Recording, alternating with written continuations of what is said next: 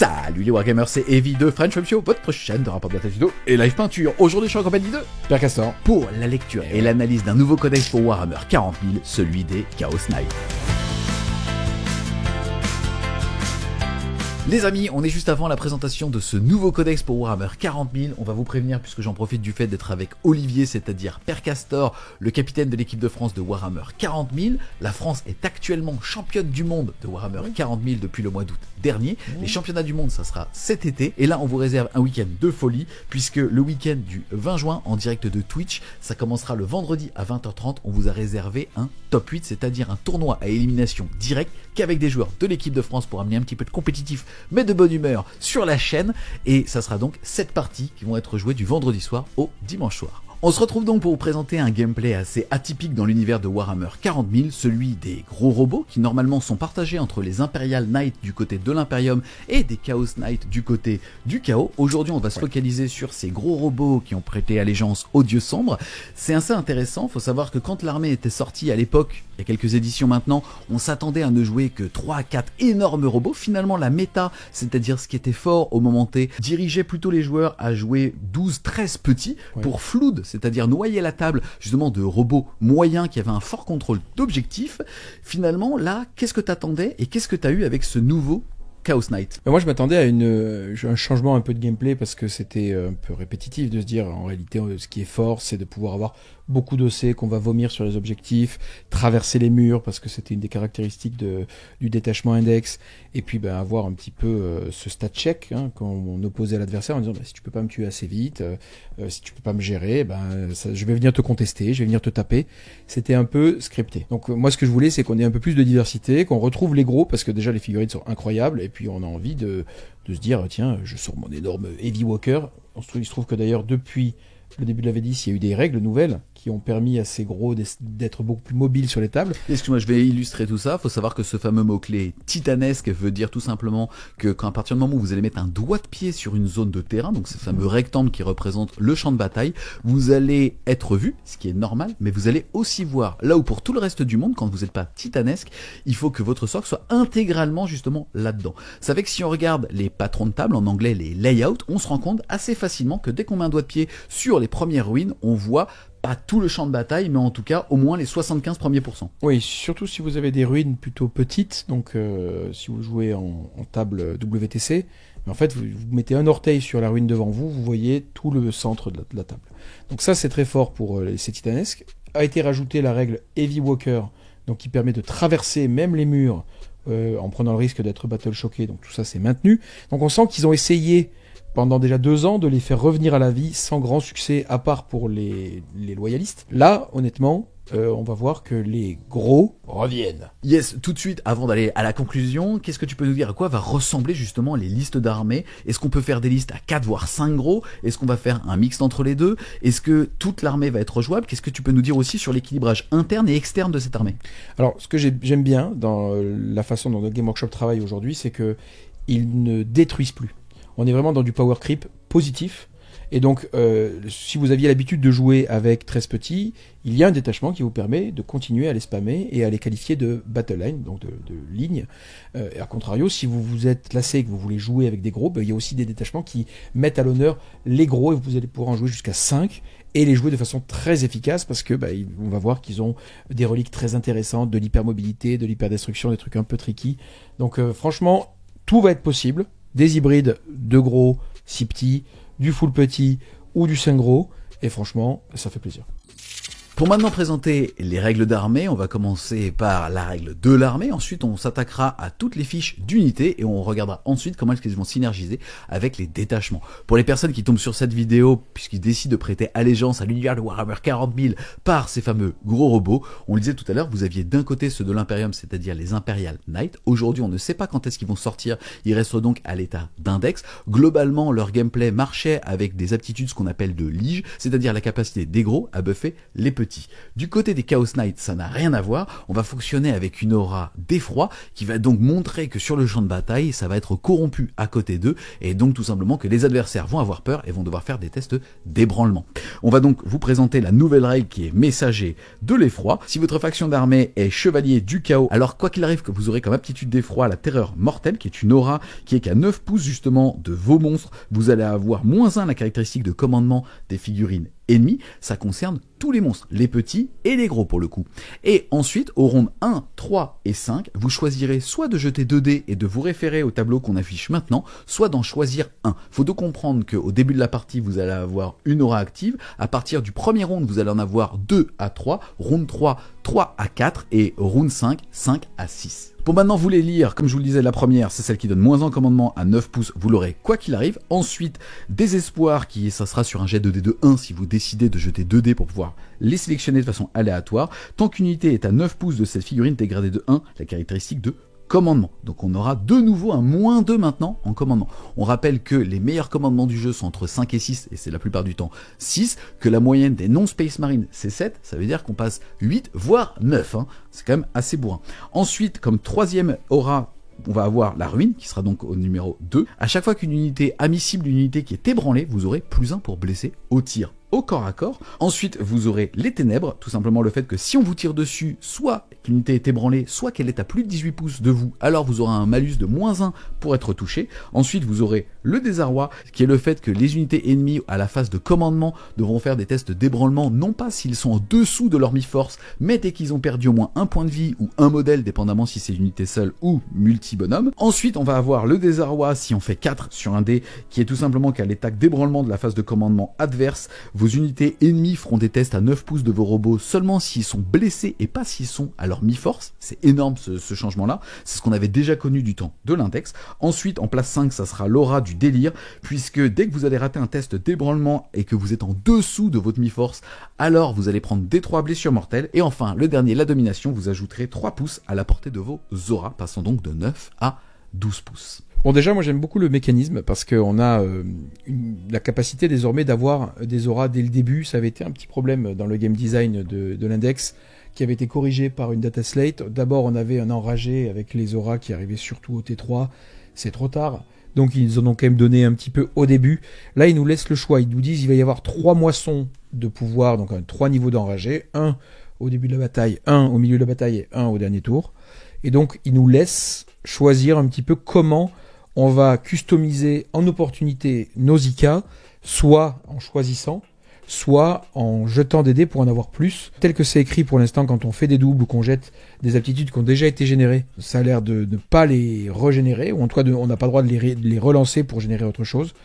Moi, ça me paraît bizarre, mais on va voir peut-être qu'il y aura une clarification qui va nous permettre de savoir. En l'état, ça nous invite à jeter aléatoirement les dés plutôt au T1 et à les choisir à partir du T3. Mais sinon, ça veut dire aussi que les aptitudes qui peuvent être utiles tout de suite, compte tenu du match-up qu'on a en face et de l'adversaire qu'on a, on va vouloir les choisir immédiatement. Par exemple, vous jouez face à une gunline qui va vous tabasser de loin, vous voulez avoir votre -1 pour être touché dès le début. Vous allez avoir des choix à faire, et moi j'aime bien quand on peut à la fois customiser et faire des choix en opportunité qui rentrent dans le plan de jeu. Yes, qu'est-ce que tu pourrais commenter? Donc bien évidemment, quand tu joues une armée de tir, écoute, le -1 touche quand on a plus de 18 ou que t'es ébranlé, c'est très bien.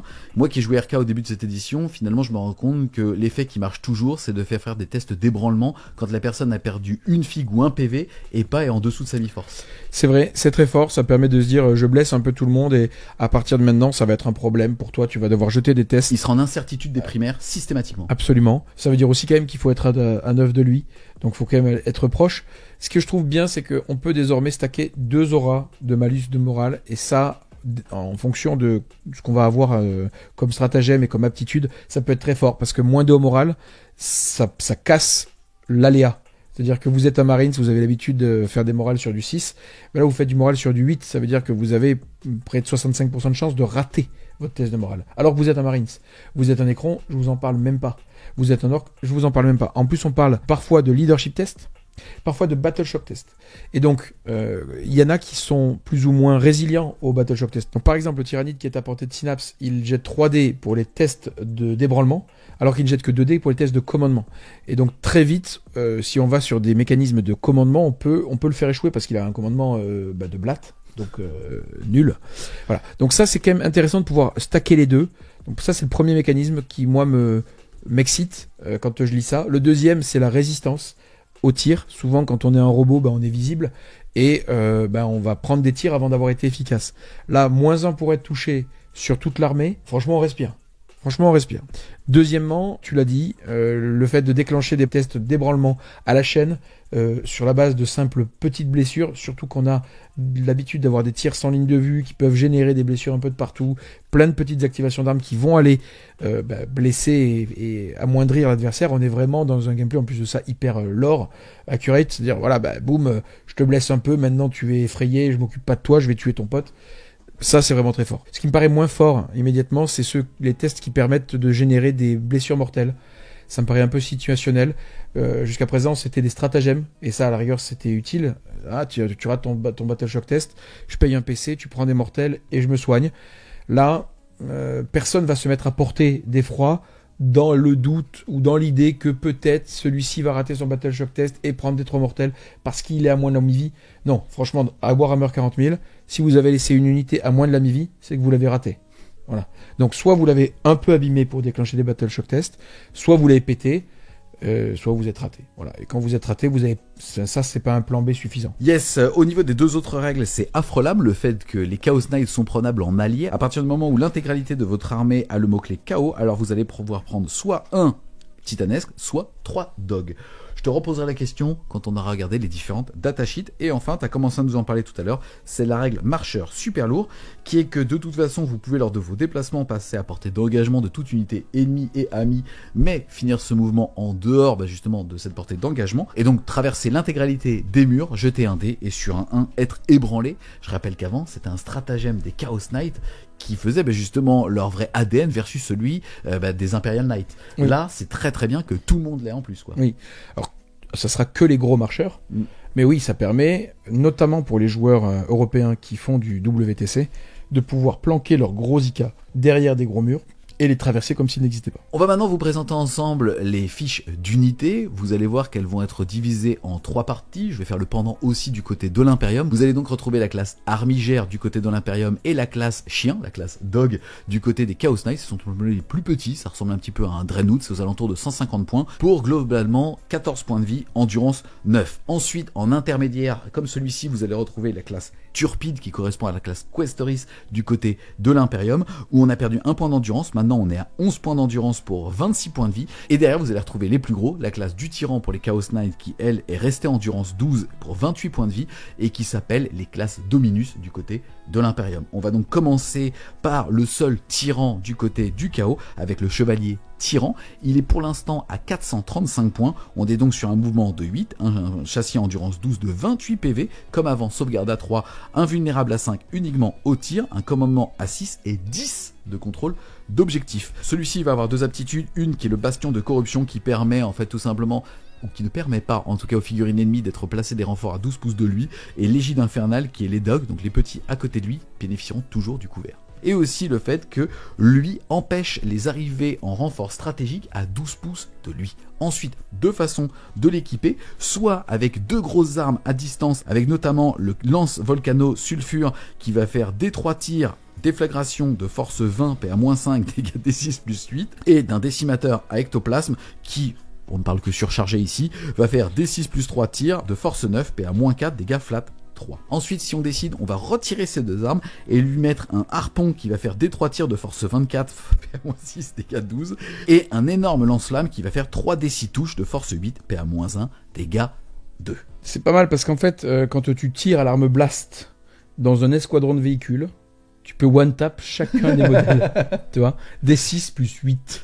Voilà. Donc, mettons que le gars il arrive avec un escadron de rhino de 10, tu le pulvérises. Voilà. Bon, sinon en fait effectivement on a des armes qui sont un petit peu dimensionnées plutôt pour de l'apocalypse que pour du Warhammer, faut être honnête. C'est rigolo.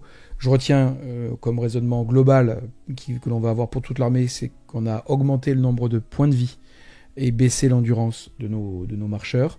Franchement, moi je trouve ça bien parce que Il n'y a pas de raison que les marcheurs aient une résistance de cube de Land Raider. Il y a des articulations, il y a tout ça. Donc c'est bien qu'ils qu'ils aient des le lore. Le fluff, mon gars. Moi, je suis ingénieur, hein, donc en structure en plus de ça. Donc ça m'allait pas. Ça, Game Workshop, c'est bien. En revanche, bah oui, c'est quand même des gros titans. Donc donnez-leur des PV. Même, c'est quoi, donnez-leur des Void Shield. Voilà, mais pas en du 12. Voilà. Donc moi j'aime bien, évidemment. On a un gros marcheur qui est pas hyper taillé pour la compétition. Parce que en fait ses aptitudes sont pas non plus cohérentes. Ça donne le couvert au War Dog. Bon ben en fait quand vous avez un véhicule, si vous avez joué en V10 une seule fois, vous savez que vous avez toujours le couvert. Si vous l'avez pas eu, c'est vraiment que vous étiez en AVC. Donc vous avez toujours le couvert. Donc c'est une aptitude qui marche pas bien. Les autres sont plus sympas et sont beaucoup plus compétitifs. Celui-ci, il est magnifique, donc c'est pour la collection. Yes, alors je vais arrondir ce que tu dis, en effet pour le compétitif. En gros, moi je note que pour l'instant il est quand même que à 435 points. Ça veut dire qu'on peut en avoir 5 gros dans sa liste, dont lui qui est très gros, donc ça c'est plutôt cool. Que dans une notion aussi d'avoir une unité qui ne va faire que tirer, d'interdire les FEP à 12, même si encore une fois on va avoir des leviers d'arrivée précipitée et ainsi de suite. Je trouve que c'est bien, en tout cas il est bien écrit dans ce sens-là. On va juste noter que vous allez avoir 2 petites options en plus justement de choisir si on met le harpon et le lance-flamme ou alors les 2 gros canons à longue portée, puisqu'on va pouvoir choisir soit 1 ou 2 tirs de force 12 PA-6 dégâts D6 plus 1 et soit 1 D6 soit 2 D6 de force 6 sans PA1 dégâts 1 mais jumelés. Bon, personnellement, à partir du moment où tu as un anti-gros, je pense qu'il faut mieux l'équiper avec les 2 missiles qui sont de nouveau dégâts D6 plus 1, voilà. Parce que t'es jamais trop pour détruire un escadron.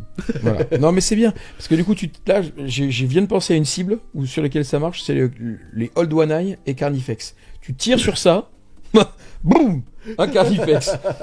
T'auras pas le blast parce que t'atteins pas les 5 effectifs, mais quand même, là, l'arme, t'es content. On change de taille et on va du côté des moyens, c'est-à-dire sur le PIA, l'ICA, le plus polyvalent qu'on ait. Faut savoir que le kit a changé. Maintenant, vous allez avoir un kit qui s'appelle le Ruinator qui va vous permettre de faire justement toutes les classes intermédiaires de cette même taille. Celui-là, comme vous l'avez dit tout à l'heure, par rapport au tyran, il va avoir un mouvement de 10, une endurance de 11 et 26 points de vie, toujours une sauvegarde à 3 et une invulnérable à 5.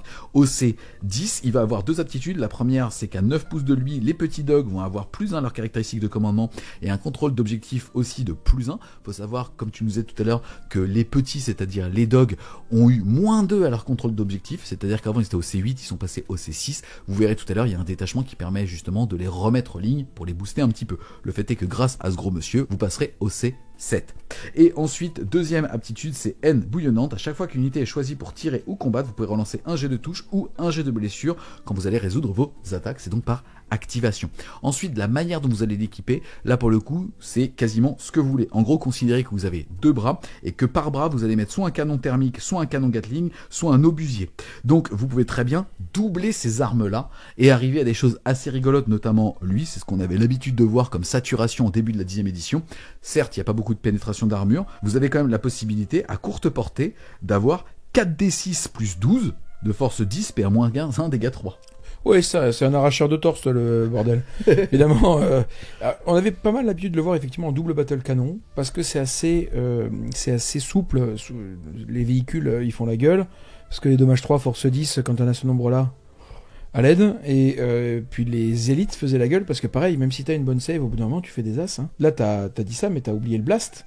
Du coup, si jamais tu tires sur un gros pack, mettons de thermie, chaque arme va rajouter 4 tirs. Donc c'est 4d6 plus 16. Donc effectivement, lui, on le voyait pas mal.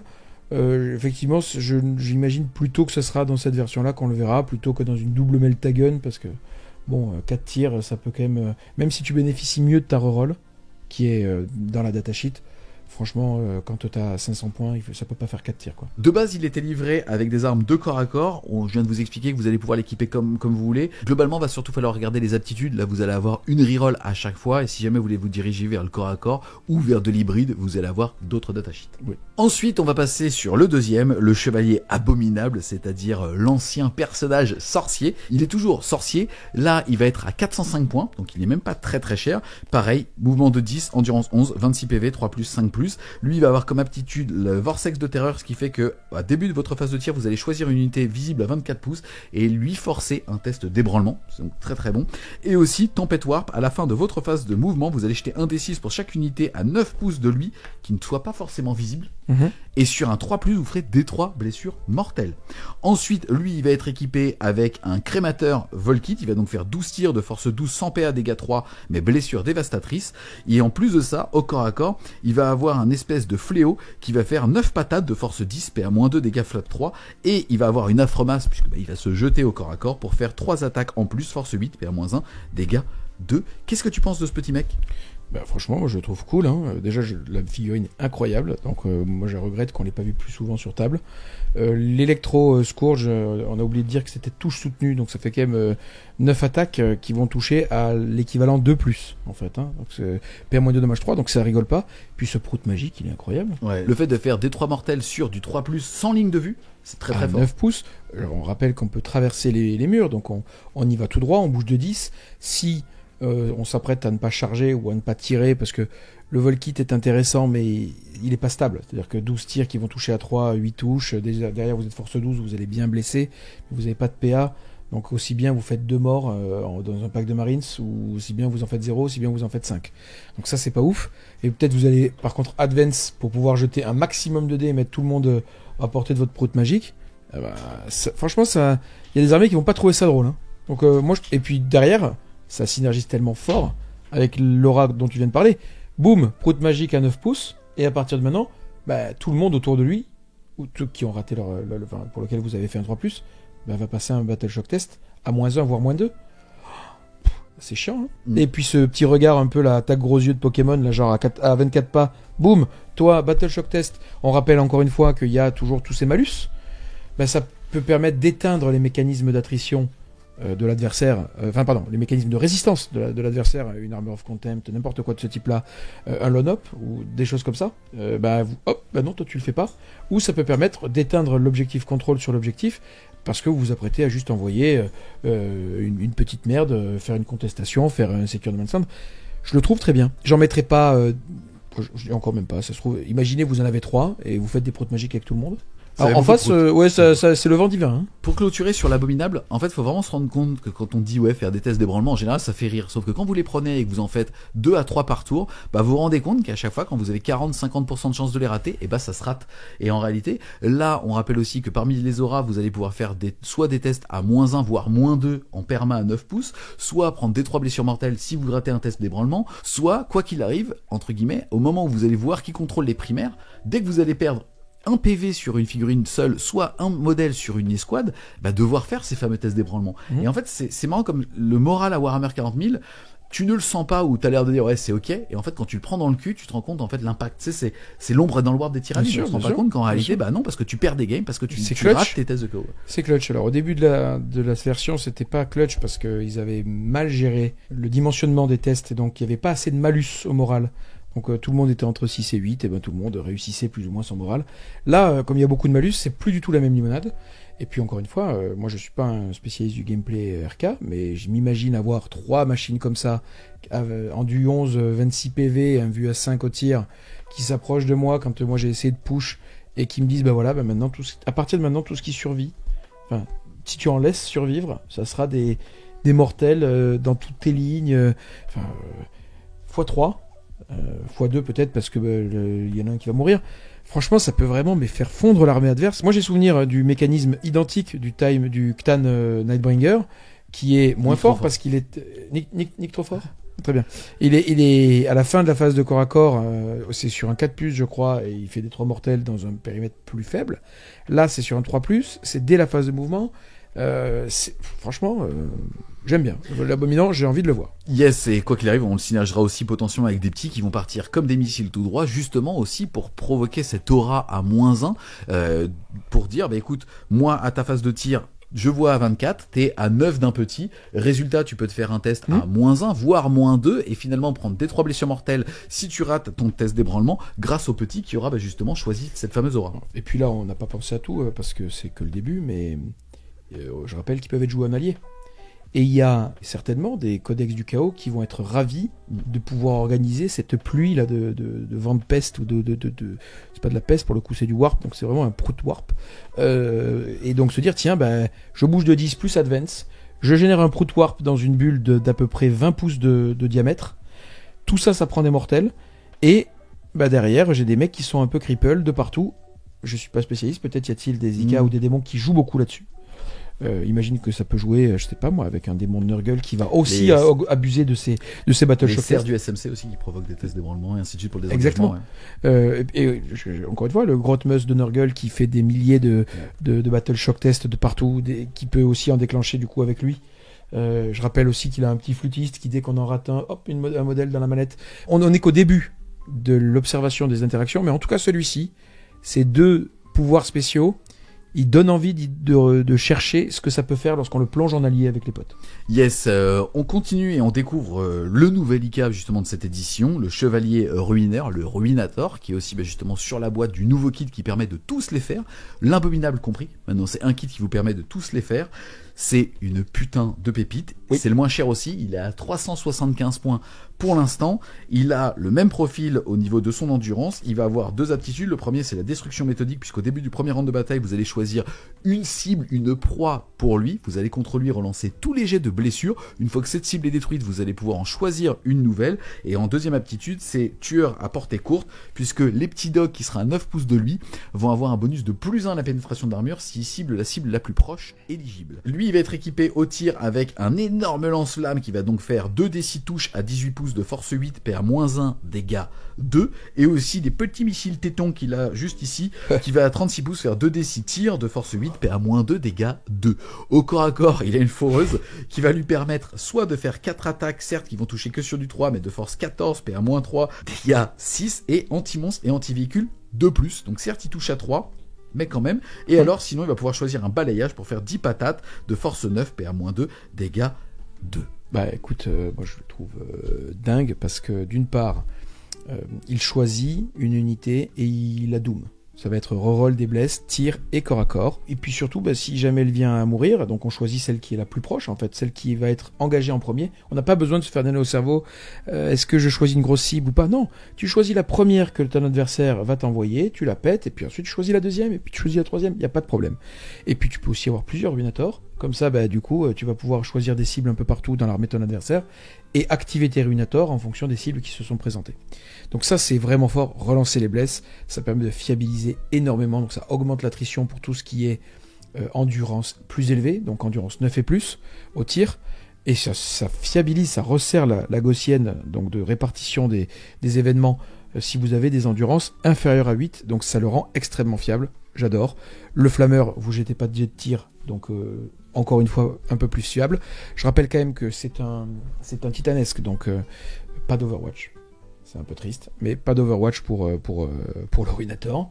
Et puis au corps à corps, c'est suffisant. Oui, il n'y a que 4 attaques, mais bon, elles sont dommage 6, et le cas échéant, elles vont reroll les blesses. Puis elles sont anti-véhicule 2, anti-monstre 2, donc quand vous allez les activer, celles-ci, toucher à 3, blesser à 2, relance les blesses, la plupart du temps.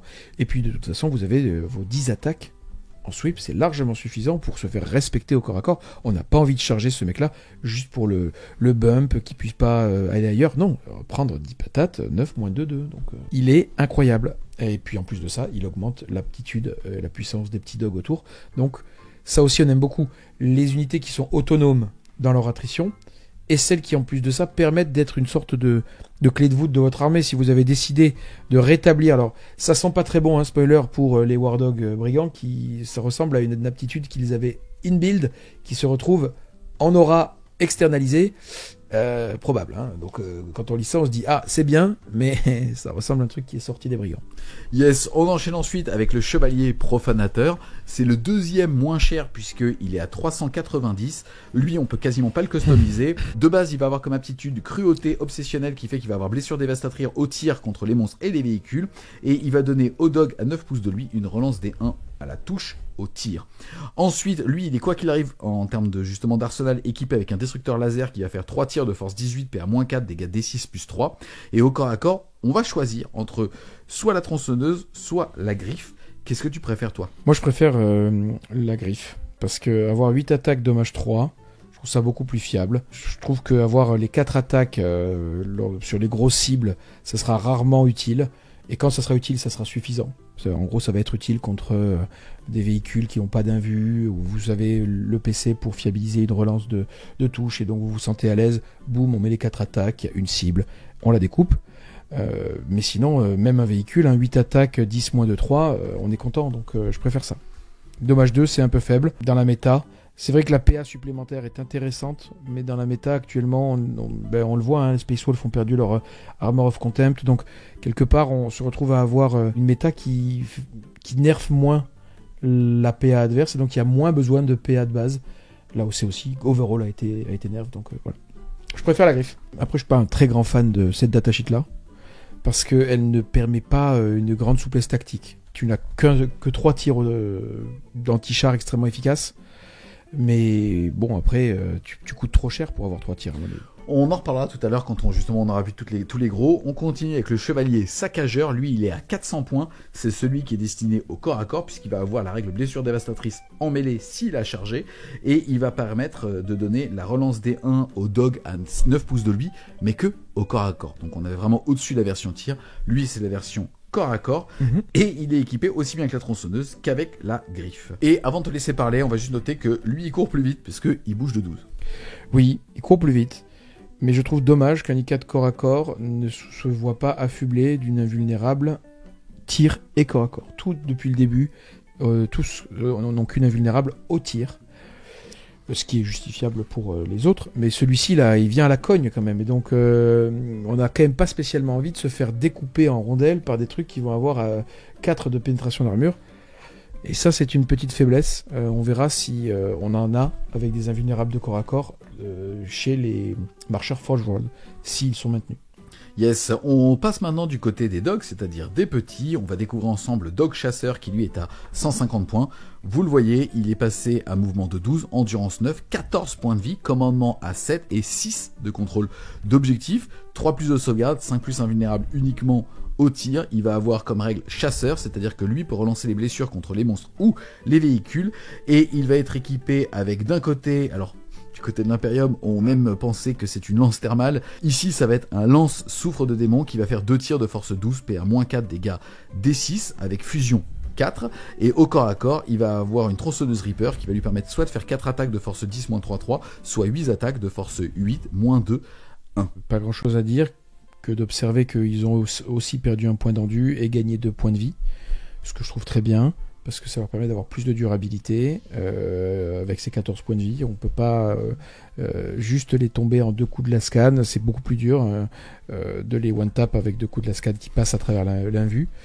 Après, j'ai l'impression que tous vont se valoir et vont être intéressants en fonction de comment vous voulez build votre armée. On va voir que le brigand qui était un petit peu auto-include, ou en tout cas très au-dessus de ses copains, se retrouve un peu plus équilibré par rapport au reste, et donc ça va aussi vous inviter à faire vos choix. On va voir également qu'il n'y a plus de personnages parmi les petits. Et avant il y avait, je crois, le Stalker. Ouais, Stalker, ça. Stalker qui était personnage, c'est terminé. Yes, ensuite on va regarder le dog exécuteur.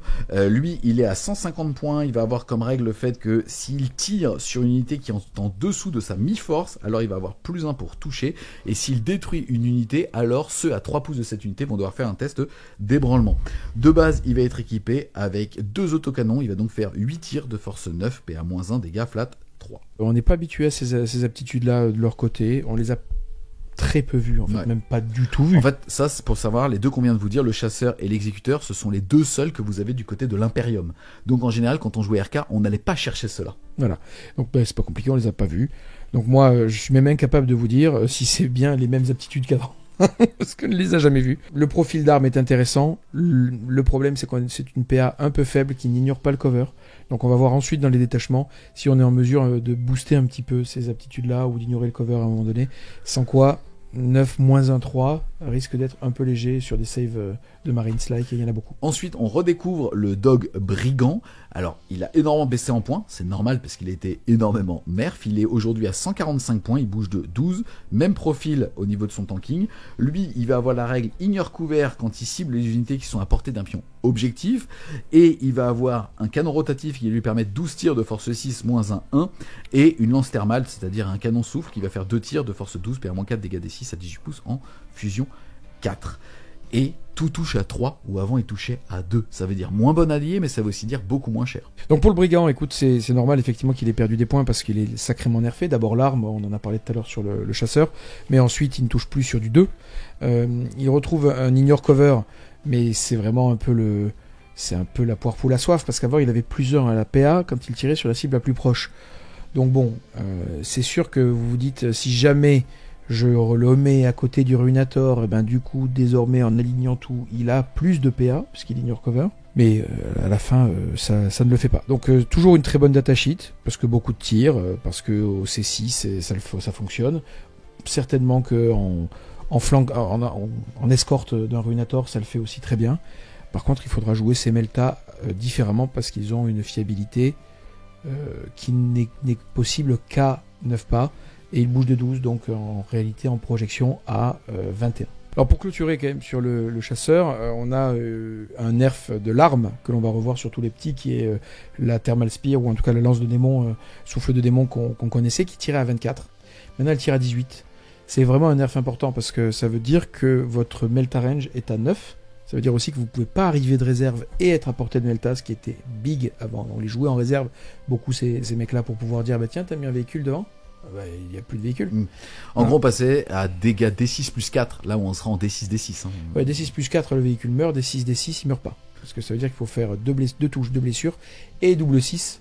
Donc il meurt pas. Alors que l'autre, il mourrait tous les jours. Donc là, c'est quand même un nerf conséquent de cette arme qui va changer le gameplay. Et on va le retrouver sur tous les autres. Ensuite, on passe au dog rabatteur. Lui, il a beaucoup changé. Il est à 145 points. Il va avoir déjà un mouvement éclaireur 6 pouces. Il va avoir plus 1 pour blesser si sa cible est isolée. C'est-à-dire que si sa cible n'a pas d'autre unité alliée à 6 pouces d'elle, ça marchera au tir, au corps à corps. Et là, on peut l'équiper vraiment comme on veut. Au corps à corps, on peut lui mettre soit une serre, soit une griffe. Et au tir, on peut lui mettre soit un souffle, soit un canon rotatif. Donc on est vraiment sur le plus customisable, entre guillemets, des rabatteurs. À savoir qu'avant il était personnage, c'est celui dont tu parlais tout à l'heure. Oui. Maintenant, il ne l'est plus, mais il a gagné éclaireur 6. Oui, on le jouait comme chef de guerre, et on lui mettait l'objectif sticky, et il y en avait un dans une liste de 13, et on le voyait jamais parce qu'il tenait la backlane, et voilà. Donc là maintenant, par contre, ça fait partie d'un gameplay plutôt front, puisque vous avez éclaireur 6, donc bah, ils vont pouvoir prendre des mouvements. C'est pas neutre, parce que souvent, pour ceux qui jouaient IK ou RK, ils le savent, le déploiement, c'est une purge. Vous avez envie d'être devant. Parce que bah, si vous êtes complètement derrière caché, vous reportez le même problème au tour d'après. Là, avoir des mecs qui vont pouvoir lâcher du lest et donner un peu d'espace et se cacher en avançant vers l'adversaire pour l'ouverture de game, c'est extrêmement, extrêmement important, extrêmement fort. Et surtout, ça permet d'avoir aussi de l'espace dans sa zone de déploiement tôt. Parce qu'en fait, quand vous avez plein de gros robots, c'est l'embouteillage, quoi. Après, c'est cool. Yes, on le rappelle, hein, l'éclaireur, c'est une fois qu'on sait qu'il commence. Donc en fait, vous les mettez en plein milieu et soit vous avancerez, soit vous cacherez hein, tout simplement dessus. On termine maintenant avec le carnivore. Lui, c'est le full corps à corps. C'est aussi le moins cher de tous les dogs. Il n'est qu'à 140 points. Il bouge de 14, donc il bouge aussi 2 pouces plus vite. Il va avoir la relance de base des advances et des charges. Et il sera équipé avec une serre et une griffe. Oui, alors là, il y a eu aussi un petit changement de l'arme de ce War Dog, puisque avant, il touchait à 2. Et il n'avait pas la touche soutenue. Donc, en moyenne, on est sur la même efficacité, mais on a ce qu'on appelle un spike, c'est-à-dire que peut-être vous allez pouvoir faire plus de dommages qu'avant, et en même temps, vous êtes aussi moins fiable. Donc, je pense que les joueurs RK, ils auraient préféré rester à 2+, parce que c'est quand même très fiable. Moi, je considère que c'est un petit nerf, même si c'est en moyenne la même attrition. On a fait le tour donc des tous les petits, et on n'a pas vu qu'ils pouvaient avoir à chaque fois une option différente sur leur coque, c'est-à-dire sur leur tête. Ils vont avoir soit une mitrailleuse d'Abolus qui va faire soit 3 ou 6 tirs de force 5 sans PA dégâts 1, soit des 6 tirs de force 5 sans PA dégâts 1, mais tir indirect. Entre du tir direct de bolter ou du tir indirect, moi je préfère toujours le tir indirect. Parce que quand toi tu le vois, c'est plus du tir indirect, et puis surtout tu as la règle blast. Et donc cette règle blast, elle est intéressante quand vous allez avoir du swarm en face de vous. En général, les robots, ils aiment pas trop parce qu'ils ont pas beaucoup d'activation, donc ils peuvent pas facilement adapter leur attrition pour terminer les derniers bodies. Là, c'est une arme de plus qui va pouvoir se projeter n'importe où sur la table. Donc en général, je préfère ça versus le stubber. Évidemment, si c'est un Melta, là la question se pose différemment, mais versus le stubber tous les jours. D'accord. Avant de regarder les détachements, on a donc fait le tour de l'intégralité des fiches d'unités. Déjà, qu'est-ce que tu peux nous dire sur le mélange de gros, de petits? On voit qu'on a beaucoup de polyvalence, mais on a une vraie harmonisation au niveau, tout le monde touche à 3, tout le monde bouge globalement de 8, 10, 12, voire 1 à 14. Bref, comment est-ce que tu vois justement s'orienter à leur liste? Déjà, je vois qu'il y a un vrai travail d'équilibrage interne.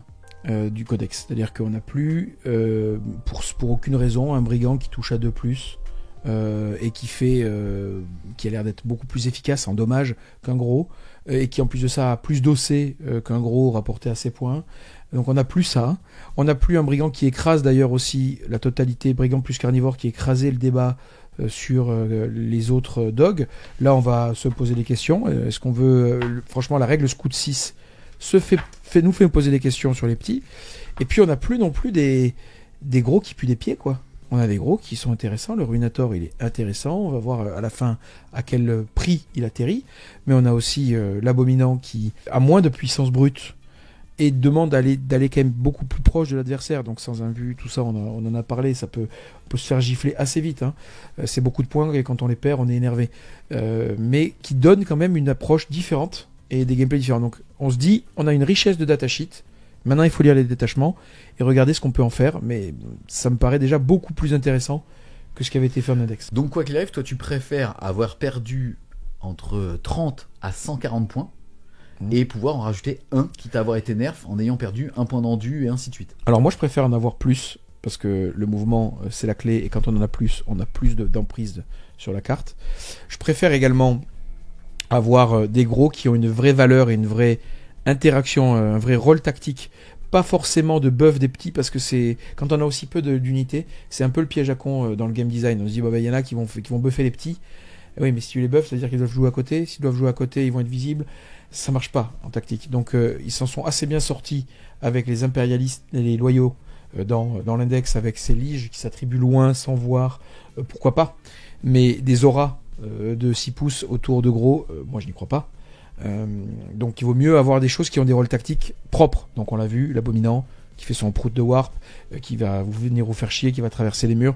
On a vu le Ruinator qui va vous faire trembler les os et vous faire regretter d'être vivant. Donc en fait, là j'ai envie de voir désormais comment ça peut se jouer, qu'est-ce que les détachements nous proposent. Mais déjà, je me dis pas, tiens, le game design nous dit il y a un glitch, ça sera 6 carnivores et 6 brigands parce que ils sont pas assez chers, ils touchent à 2 et derrière ils ont une OC qui est trop désagréable. Donc en fait tout ce que je vais faire c'est vomir des bodies sur mon adversaire, je vais lui faire mal, il va me pulvériser, à la fin il sera mort. Mais c'est pas ce gameplay là qu'on a envie de voir. Et en plus de ça, on a tellement peu envie de le voir que Game Workshop nous l'a presque suggéré dans le nouvel environnement de jeu qui est le Chapter Approved 2025-2026. Les cartes Challenger, elles nous disent, les vieux gars, sacrifier des unités en début de partie pour faire des pauvres contestations, c'est 2 points. Ouais. Et c'est pas 5. Et donc, vous allez sacrifier votre armée pour 2 points. Mauvais bail, tonton. Donc voilà. Moi, j'ai vraiment envie de lire les détachements. Je sens que les ingrédients sont là pour qu'on ait de la richesse de build, plus que dans l'index. Et c'est très bien parce que autant Game Workshop, c'est très bien adapté les coups et les règles de détachement, autant ils ont très peu envie de toucher aux datasheets. Ils nous l'ont dit en début de version. Les datasheets des index, ça sera probablement même les datasheets des codex. Alors, ils se sont un petit peu dédits, mais on voit bien qu'ils les touchent rarement. Je suis pas d'accord avec toi. Ils ont vraiment respecté tout ce qu'ils ont dit. Il n'y a plus de reroll et il n'y a plus d'aura. D'ailleurs, il n'y a plus d'aura dans ce codex. Tu vois, voilà. Ça n'a rien à voir. C'est son effet. Non. Et puis, un point d'endu en moins, c'est pas un changement.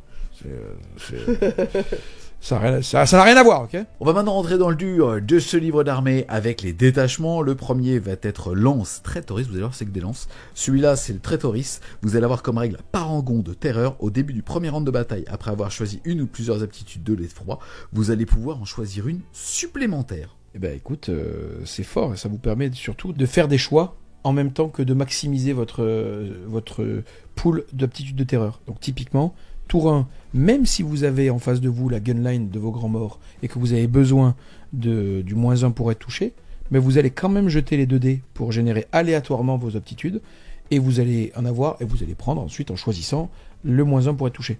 Donc vous allez vraiment avoir des mecs qui ont des auras hyper stackés très vite. Et ça, c'est cool. Ouais, on va maintenant vous présenter les optimisations. Comme d'hab, elles sont au nombre de 3. Je rappelle que vous allez devoir les payer en points et vous pouvez en sélectionner un maximum de 3. On commence tout de suite par le maître du cauchemar. Lui, il va valoir 20 points. Très simple. Au début de la phase de combat, si vous êtes en mêlée avec cette figurine, vous allez devoir faire un test d'ébranlement. Ensuite, on va avoir l'ombre du tyran, qui lui va coûter 25 points, permet tout simplement d'être sticky objectif avec cette figurine, et en plus de ça, l'objectif qui est stické sera justement une zone de propagation de votre zone de l'effroi. Ensuite, on va avoir l'héraldique maléfique, qui lui compte 30 points. Ça va lui permettre tout simplement, à partir du moment où vous allez déterminer aléatoirement justement les aptitudes d'aura, et que lui est sur le champ de bataille, de pouvoir les relancer. Très cool. Et enfin, la dernière amélioration, c'est le voile de Medringard qui vaut 40 points et qui permet, lui, d'avoir une sauvegarde invulnérable à 4 au tir et à 5 au corps à corps. Je le rappelle, vous avez une sauvegarde à 3, invulnérable à 5 au tir avec toutes vos figurines, mais pas d'invulnérable au corps à corps sinon. Bah écoute, tout ça est assez intéressant. D'abord, le sticky objectif est très fort en Chaos Knight parce que vous avez pas le loisir d'investir des gros IK pour garder des coins de table. Donc vous voulez pouvoir vous projeter surtout à passer la moitié de la partie, et donc vous allez essayer de sticker au moins votre objectif ou votre objectif et votre objectif de flanc fort. Donc ça c'est fort, c'est très intéressant. Relancer les aptitudes, ça va dire que vous n'allez pas hésiter à prendre aléatoirement des aptitudes tour 1 et tour 3. Ça veut concrètement dire que sur les 6 aptitudes, au tour 3, vous en avez 5. Dans la plupart des cas. Et sinon, worst case, vous en avez 4. Plus celle que vous avez de base, qui est le -1. Donc ça veut dire que là, concrètement, on joue les mecs qui sont là pour faire peur. C'est le détachement Halloween. Et donc, let's go, on veut avoir les auras les plus musclées du chaos. Yes, on passe maintenant du côté des stratagèmes. Le premier, c'est Pterombre, il vaut 1 point de co. À n'importe quelle phase, dès que votre adversaire va avoir raté un test d'ébranlement, vous allez choisir un chevalier du chaos à 12 pouces de lui mettre l'équivalent d'une grenade dans la gueule, c'est-à-dire que vous allez jeter 6 dés et sur chaque 4+, vous allez mettre une blessure mortelle, et pour chaque blessure mortelle que vous allez faire, vous allez vous soigner d'1 point de vie. Voilà, bon, c'est le détachement, c'est le stratagème qu'on connaissait. Il est très fort parce qu'il permet de finir une unité que vous avez un peu ratée. Vous pouvez compter sur le fait qu'elle fasse un test de commandement parce que vous l'avez raté, donc elle va le faire, et puis elle va le faire à -2. Donc elle va probablement le rater. Donc si votre adversaire n'a plus la possibilité de passer automatiquement le test, ou n'a pas envie de dépenser le PC, l'unité elle est morte. Ensuite, on va avoir le Conquérant Sommercy, il vaut 1 PC utilisé à la phase de combat. Il faut que vous ayez chargé pour être éligible à ce stratagème. Vous allez avoir +1 à l'APA, et si vous détruisez une unité, les unités ennemies à 6 pouces de l'unité qui est morte vont devoir faire des tests d'ébranlement. Moi je trouve ce stratagème très intéressant, surtout pour un gros qui arrive au corps à corps et qui s'apprête à faire une boucherie avec une unité. Un swipe. Un swipe, il la déglingue, on sait qu'il va la buter, et boum, on fait un test de Battle Shock en bulle. Suivant comment vous avez stacké vos auras, et donc c'est quand même bien le principe de ce détachement, vous allez pouvoir déclencher l'enfer chez votre adversaire. Il va faire des Battle Shock à -2, il va faire peut-être des D3 mortels supplémentaires. À partir de ce moment-là, vous allez avoir +1 pour le blesser. Donc imaginez, vous avez chargé 2 fois. Vous avez pris l'aura qui dit, s'il est Battle Shocké, +1 blesse. Vous faites une première boucherie avec un truc, avec une unité à 6 pouces de votre vraie cible. Boum, Battle Shock test à -2. Elle est Battle Shockée. Si vous avez été un peu gourmand, vous avez aussi déclenché un Battle Shock test avec l'attaque gros yeux de l'abominant avant. Donc vous avez maximisé vos chances de faire en sorte que l'unité soit Battle Shockée au moment où vous lui mettez des gifles. Ensuite vous activez sur elle et vous tapez à +1. En fait, ces mécanismes-là sont quand même très forts. Voilà, moi j'aime beaucoup. Yes, ensuite on enchaîne avec le Mépris des Faibles, il vaut 1 PC utilisé à la phase de combat. En gros, vous allez avoir un insensible à la douleur à 6 et un insensible à la douleur à 5 si les cibles de l'attaquant est ébranlé. Écoute, c'est un stratagème qui est hyper fort. Alors il est limité à la fight phase, c'est ça qui est un peu dommage, mais en même temps, justement, on a dit tout à l'heure que c'était l'endroit où tu pêchais un peu parce que tu n'avais pas forcément d'invue. Ça te permet concrètement, quand tu as autant de PV, quand tu as un sac à PV comme l'abominant, je crois que c'est 26, avoir un Field Open à 6, ça a toujours énormément de valeur pour un PC. Si en plus de ça, tu as réussi à battle choquer le mec, donc on l'a dit, on dit les attaques gros yeux, ça sert à rien, parce que c'est pas dans ta phase, après il va se rétablir à sa phase à lui, tu fais une attaque gros yeux au mec que tu vas charger, qui a l'habitude de cogner un peu. ou au mec qui va faire une héroïque intervention sur toi. Bah, quand il va te taper, un PC Phil Open A5, il va rien faire. Donc c'est très bien pensé en termes de game design. Moi j'aime beaucoup. Je suis pas un spécialiste du truc, donc je vois pas encore à quel point ça peut être intéressant. Et puis on va avoir besoin des points. Mais franchement, pour l'instant, les 3 premiers strats sont cool. Yes, un qu'on connaissait déjà qui est une longue laisse. Tout simplement, vous allez choisir un turpide, donc c'est uniquement les intermédiaires, pas le tyran, et jusqu'à 2 dogs, et vous allez être considéré comme étant à portée de vos aptitudes d'aura au regard des dogs. On rappelle soit le fait de bénéficier le couvert, soit d'avoir une relance des 1 à la touche, soit d'avoir aussi +1 à la paire. Écoute, c'est pas mal, mais souvent on a envie de dépenser des PC ailleurs que pour donner des aptitudes d'aura un peu plus loin. Donc ça risque d'être assez situationnel. En tout cas, moi je ne vois pas ça comme un stratagème qui est la base d'un gameplay. Parce que on s'essouffle trop vite et ça marche pas. Ensuite, on a gardé ce stratagème qui est l'avance impérieuse. Pour un PC, vous allez choisir soit un gros, soit 2 petits, et ils vont pouvoir traverser les murs. Et je le rappelle, maintenant vous avez 2 bases cette règle, mais vous jetez un dé sur un 1, vous êtes ébranlé. Donc en gros, vous avez cet outil. Si vous voulez pas être ébranlé, vous claquez un PC.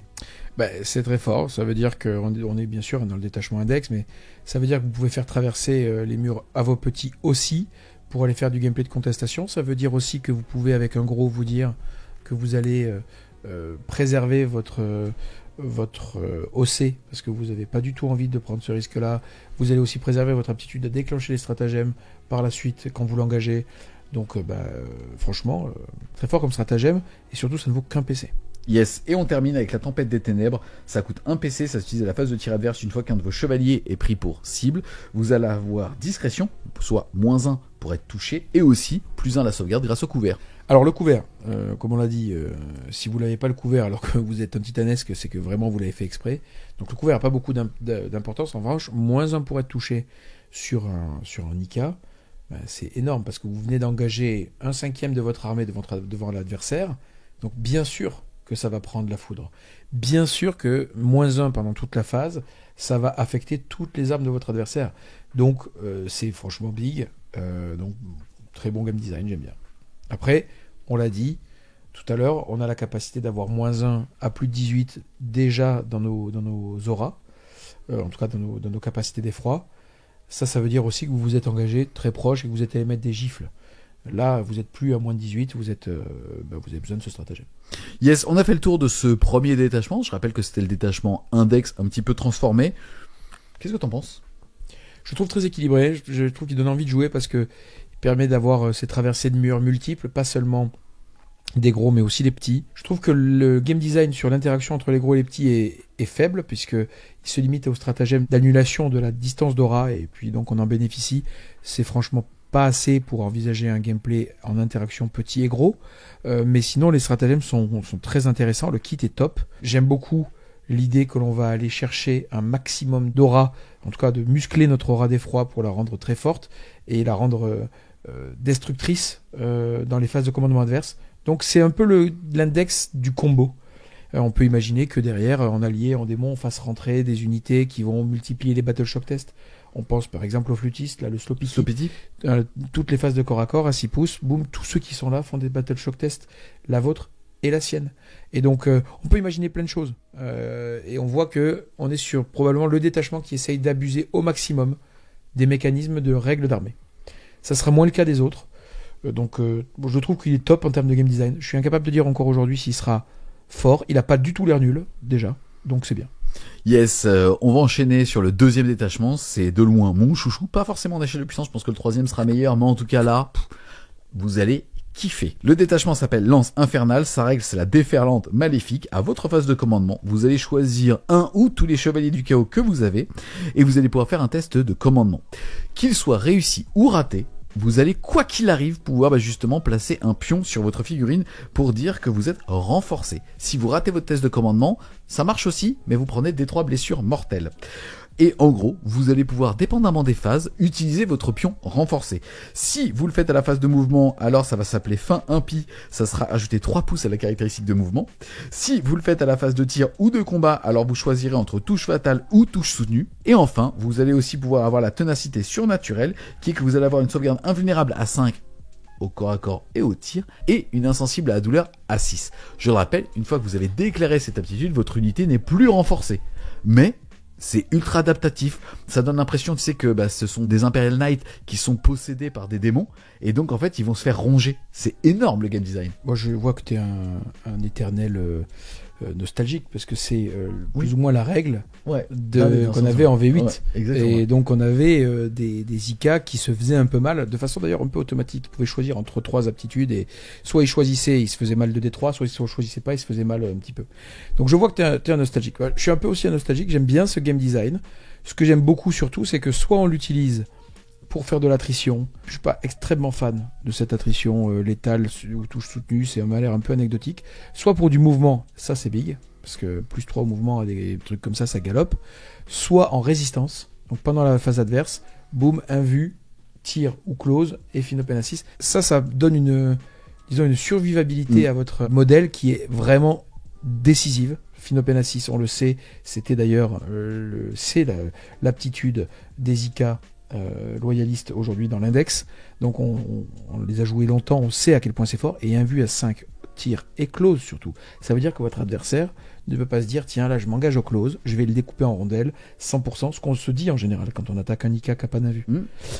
C'est vraiment intéressant, surtout qu'on se souvient qu'ils ont plutôt gagné des points de vie et échangé ces points de vie contre de l'endu. Donc prendre des petites D3 mortelles si vous ratez votre test de Battle Shock. Donc surtout, j'ai dit Battle Shock, mais en fait c'est leadership, c'est-à-dire que quand on rate, on n'est pas Battle Shock, on a juste pris un petit peu de mortel, voilà.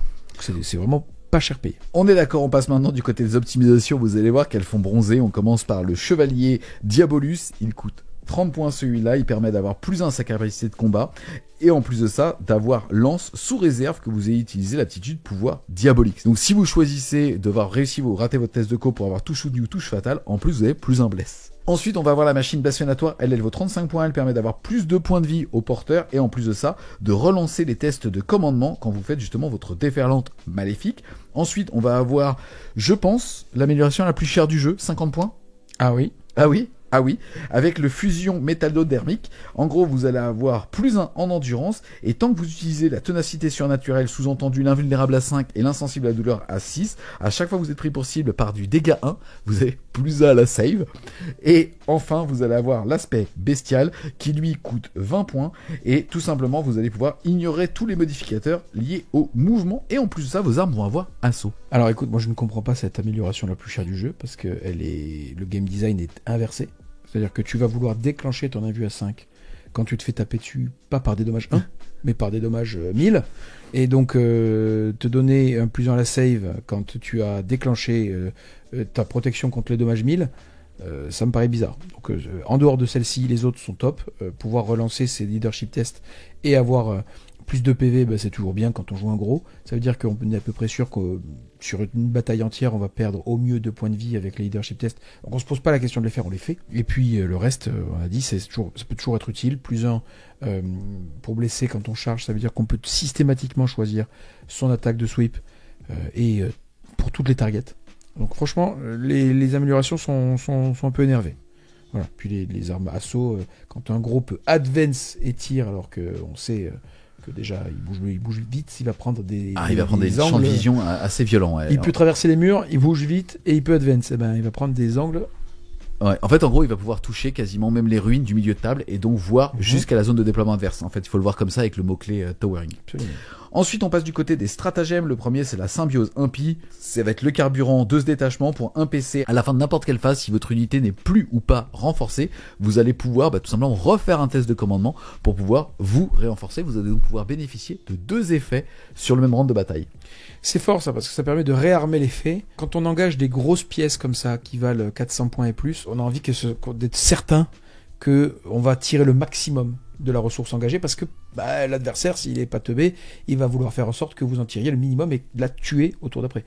Donc si on peut avoir notre surge au tir et au close, franchement c'est big. Yes, ensuite on va avoir la construction infernale pour 1 point de co, c'est l'équivalent d'une armure du mépris, donc je le rappelle, là il y a écrit que c'est jusqu'à la fin de la phase, en réalité c'est pendant toute une activation sur vous, alors vous allez déprécier de 1 la pénétration d'armure. Bon, l'armure du mépris limitée à la phase de corps à corps, c'est fort, c'est surtout là que ça va pas vraiment être nerfé par la data state, c'est-à-dire qu'au corps à corps souvent il y a qu'une activation, parce qu'on ne prend pas le risque de se faire interrompre par un Nika. Et donc, on tirera le maximum de ce stratagème qui va limiter la PA de l'adversaire. On l'a dit, on a souvent des fragilités au corps à corps, parce qu'on n'a pas d'invue. Et donc, baisser la PA, ça sera toujours au service de la résistance de Nika. C'est franchement un stratagème qui est important quand on peut l'appliquer sur une phase entière à un body qui a 26 PV. Franchement, c'est bien. Yes, on continue avec la souillure du War pour 1 point de co. À partir d'un moment où un personnage chevalier du chaos, c'est-à-dire un gros, justement fait une déferlante maléfique, c'est-à-dire un pacte, alors il va pouvoir être sticky objectif. Toujours bien ce genre d'aptitude, on l'a dit, garder sa backline ou garder des positions, c'est important. On le fait à sa common phase, donc c'est pas non plus complètement débile, parce que parfois on peut le faire à n'importe quand, ce sticky à la common phase adverse, où là c'est quand même assez limité. Bon, bah top, hein, c'est des outils tactiques très utiles. Yes, un que je trouve moyen, c'est la gerbe de funeste feu pour un PC. À la phase de tir, vous allez prendre pour cible une unité qui a été touchée par un de vos tirs, faire un test d'ébranlement, et seulement si la figurine est ébranlée, avoir -2 au mouvement et à la charge. Oui, c'est vrai. Je trouve ça dommage pour un PC que ça soit ça. Je comprends ta déception. En même temps, tu as aussi des aptitudes en CK pour faire échouer ces tests. Quand on lit ce stratagème et qu'on n'est pas un joueur IK, on dit putain, les gars, ils ont mis une condition supplémentaire pénible pour la réalisation d'un enracinement et donc -2 à mouvement et -2 à la charge. C'est pas comme ça qu'il faut le voir. Parce qu'il pourrait ne pas y avoir à la fin du stratagème que le stratagème serait fort. C'est-à-dire que tu vas déclencher un test de Battle Shock où tu veux. Déjà, rien que ça, c'est fort. Et en plus l'abominant, c'est vrai que ça fait 2 tests à 24 pas. Exactement, en opportunité. Et donc, en plus de ça, s'il le rate, bon ben là, il sera effrayé. Mais c'est surtout comme ça qu'il faut le voir, parce que tu vas avoir un stratagème qui, de base, te permet de redéclencher les aptitudes de ton armée. Peut-être d'ailleurs, hop, t'es battle choqué, maintenant j'ai plus 1 pour te blesser au tir. Non, il faut le voir comme ça. Ensuite, on va avoir la vision War pour 1 point de co au tir, de pouvoir tout simplement ignorer le couvert. Ça, c'est toujours un problème des Armika. Comme on a très peu d'activation, on peut pas vraiment avoir une première activation qui vient annuler le couvert par un scout qui a spoté le truc ou un truc comme ça. Donc avoir un PC pour l'annuler, c'est littéralement un +1 à la PA.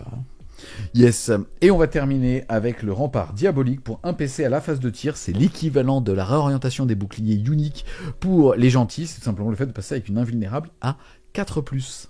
Toujours clutch. Donc vraiment très bien. Yes, on vient de faire le tour du 2e détachement. Qu'est-ce que t'en penses ? Écoute, je le trouve très intéressant aussi. En fait, il n'y en a pas un où je me dis, bon, ok, ils l'ont mis là parce qu'il fallait bien remplir les pages. Franchement, celui-là, il est cool aussi. Ce kit de stratagème est assez convaincant. On a vu, il y a des améliorations qui sont intéressantes. Le fait de pouvoir se mettre en 1 vue à 5, ça peut être vraiment déterminant dans une méta. Le fait de pouvoir bouger de 3 aussi. Après, on se rappelle que dans l'autre détachement, traverser les murs pour un PC, c'est stable, c'est un bonus de mouvement qui est bien meilleur que +3 au mouvement. Donc bon, à voir. J'ai l'impression quand même que celui-ci, il s'adresse beaucoup aux gros, parce que perdre des 3 PV quand on est un gros, tout le monde s'en moque. Perdre des 3 PV quand on est un petit, on vient de passer des petits seuils qui sont assez désagréables, et puis surtout perdre des 3 PV pour une petite activation d'armes de petit et avoir touche soutenue ou touche létale, pas dingue. Alors que si vous vous retrouvez à avoir un gars qui fait des tirs de battle canon, donc 4d6 plus 12 tirs de battle canon en touche soutenue, ça vaut le coup. Un abominant qui s'est engagé et qui va pouvoir être 1 vue à 5, feel no pain à 6 de base contre l'adversaire. Le cas échéant, -1 pour être touché parce qu'il va avoir généré des battle shocks. Enfin, franchement, c'est intéressant. Ouais, complètement. Ouais. On va découvrir sans doute celui avec le plus de saveur, c'est les seigneurs de l'effroi. Le règle de détachement s'appelle la cour tyrannique. Vous allez améliorer de 2 la caractéristique de contrôle d'objectif pour les personnages, c'est-à-dire les gros. Et en plus de ça, une fois par round de bataille, si votre seigneur de guerre est sur le champ de bataille, vous allez pouvoir utiliser le stratagème pris au nom des dieux sombres pour 0 PC. C'est hallucinant. Une règle de détachement qui permet d'utiliser un stratagème gratos, c'est du jamais vu. Et le stratagème, je vais vous le dire maintenant, c'est pour un PC au début de n'importe quelle phase. Vous allez prendre un personnage qui contrôle un objectif. Et écoutez, parce que c'est une exclusivité, vous allez être sticky objectif, c'est-à-dire objectif bouton. Vous allez en garder le contrôle jusqu'à ce que vous en les éloignez. Mais vous êtes considéré au regard de cet objectif comme un contrôle d'objectif 5. C'est du jamais vu. Il y a littéralement des armées qui ne seront pas capables de reprendre un objectif sur lequel vous serez barré, quoi. En fait, on peut appeler ça un turbo stick. C'est-à-dire qu'avant, tu stick, Mais il est C'était sticky, ton mais petit stick. C'était ton petit stick. il était 0. Donc t'avais un vieux garde, un vieil incursor qui mettait un orteil sur l'objectif pendant une phase, et hop, c'était un stick. Là, non, il va falloir s'y déplacer, et s'y déplacer sérieusement. Donc il va falloir mettre 6 dossés. 6 dossés, c'est 2 chars, c'est 5 battle line. Ça se fait pas comme ça. Ça se fait pas comme ça. 6 dossés, c'est une unité de 5 mecs et un leader. Donc c'est beaucoup de points. Donc une fois que c'est stick, on vient pas avec un vieux Warlock Eldar là. Hop, Un Rhino, ça marche pas. 3 Inceptor, un vieux Warlock qui bouge de 42. Non. Le Warlock il est là, bah, c'est sticky. En plus, c'est l'or. Le noble déchu dédie sa dernière conquête au dieu sombre dans l'espoir d'une récompense. Ben voilà. Ben il le turbo stick. Si vous êtes en train d'écouter ce qu'on dit, les gars, on n'est pas encore passé au stratagème. C'est la première fois, déjà qu'on a un sticky objectif, un turbo sticky, c'est comme ça. Un turbo stick. Un turbo stick qui est contrôle d'objectif 5. Et en plus de ça, c'est pas la règle du détachement. C'est que vous allez plus 2 dossés sur les gros, donc vous passez au C12 sur les gros, et que vous allez pouvoir utiliser ce stratagème à 0 PC. Donc vous allez pouvoir le faire 2 fois. Oui, bon, on peut même l'utiliser non pas 2 fois, mais autant de fois qu'on veut. 1000 fois. Donc il y a autant de phases qu'il existe. Donc à votre phase de co, à votre phase de mouvement, à votre phase de tir. Donc vous... Non mais... 2 secondes. Début de n'importe quelle phase. Phase de commande de mouvement ou de phase de co. Vous stickez votre objectif chez vous. Vous vous déplacez. Vous mettez un orteil sur un objectif. Début de phase de tir. Vous stickez. Vous chargez les scouts ou des conos sur le centre. Vous arrivez sur lui. Début de phase de corps à corps. Vous stickez. Vous avez stick 3 objectifs. Vous avez turbo stick 3 objectifs. Mais c'est une dinguerie. Ah, c'est oui. Et c'est vraiment le flipper, quoi. C'est n'importe quelle phase ami et ennemi.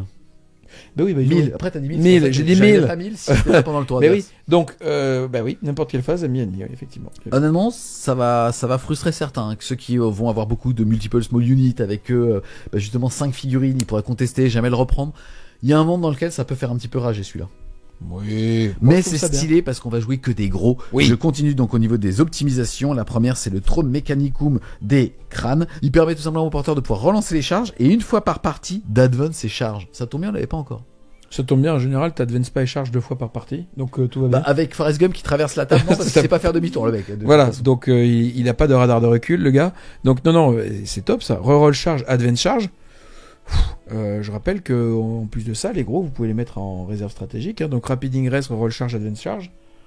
Oh, la purge. Yes, ensuite on va avoir la lame de célérité. Elle coûte 10 points. Elle permet d'avoir assaut, donc de pouvoir courir et quand même de pouvoir justement tirer. Et surtout, une fois par partie, d'avoir combat en premier. Mais oui. 10 points. Mais bien sûr. 10 points. Mais oui, 10 points.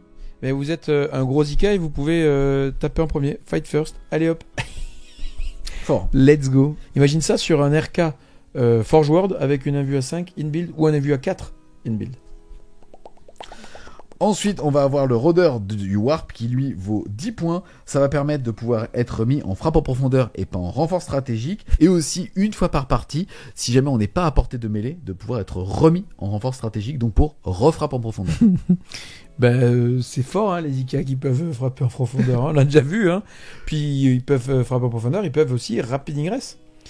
Et ils peuvent rapid ingress into turbo stick. Donc imaginez. Hop, rapid ingress sur un objectif, votre adversaire, il n'avait pas prévu de mettre des lascans alignés sur un objectif vide parce qu'il est quand même pas teubé. Et puis s'il le fait, il prend des gifles gratuits. Donc vous, hop, rapid ingress sur l'objectif. Et vous le tenez.